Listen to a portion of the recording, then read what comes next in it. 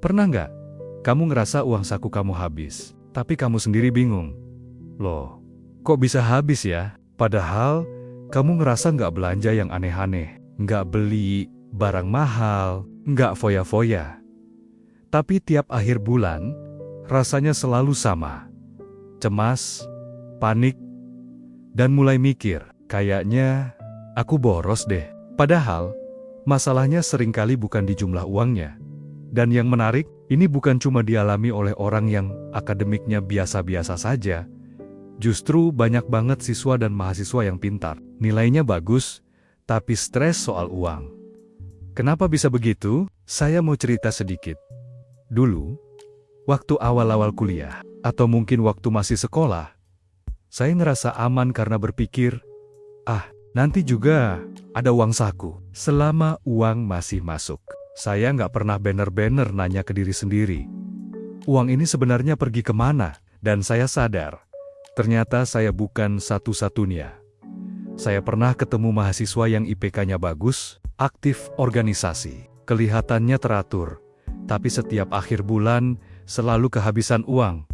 Bukan karena gaya hidup mewah, bukan karena nongkrong mahal, tapi karena satu hal sederhana. Dia nggak pernah benar-benar sadar kemana uangnya mengalir.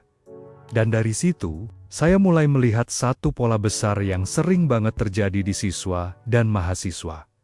Masalah keuangan anak muda hampir tidak pernah soal malas. Dan jarang sekali soal kurang pintar. Masalahnya ada di sini. Pertama, kebocoran kecil yang nggak disadari, kopi, jajan kecil, ongkir, langganan digital. Satu-satu kelihatannya sepele, tapi karena rutin, dia diam-diam menggerogoti uang kita. Kedua, nggak punya sistem. Banyak dari kita ngatur uang pakai perasaan. Kalau ngerasa masih ada, ya dipakai. Kalau ngerasa mulai menipis, baru panik. Padahal uang nggak bisa diatur pakai feeling ketiga. Uang sering dipakai buat ngatur emosi. Capek, jajan, unstress, beli sesuatu. Lagi ngerasa pantes, check out. Dan keempat, ini yang paling penting. Kita memang tidak pernah diajarkan.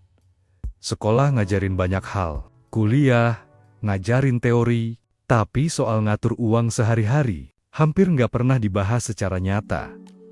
Kabar baiknya, literasi keuangan itu bukan soal bakat, dan bukan soal besar kecilnya penghasilan, tapi soal kebiasaan. Saya mau kasih beberapa langkah sederhana, yang realistis untuk siswa dan mahasiswa. Langkah pertama, sadar dulu. Selama 1 minggu saja, catat semua pengeluaran kamu.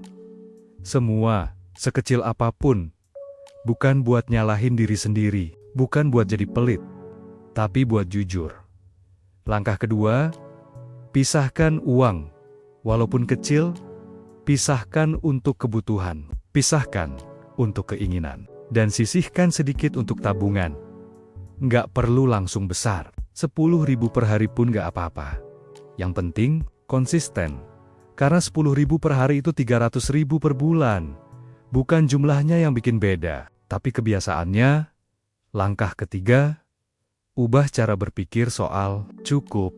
Banyak dari kita nunggu uang besar, baru mau belajar ngatur. Padahal, kalau sekarang, nggak bisa ngatur yang kecil. Yang besar pun akan habis. Literasi keuangan itu skill hidup, bukan ilmunya orang kaya.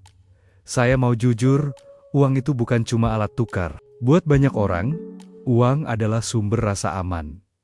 Dan ketika kita nggak punya kontrol atas uang, yang muncul bukan cuma masalah finansial, tapi juga kecemasan. Bukan karena kita boros, tapi karena kita nggak sadar, kalau kita tidak mengatur uang, uang akan mengatur emosi kita. Kalau kamu siswa atau mahasiswa yang lagi belajar ngatur uang dengan lebih sadar, kamu nggak sendirian. Channel ini dibuat bukan untuk menghakimi, tapi untuk belajar bareng. Tulis di komentar, bagian mana dari video ini yang paling kamu rasakan? Dan, kalau kamu mau belajar literasi keuangan yang praktis dan membumi, kita lanjutkan bareng di sini.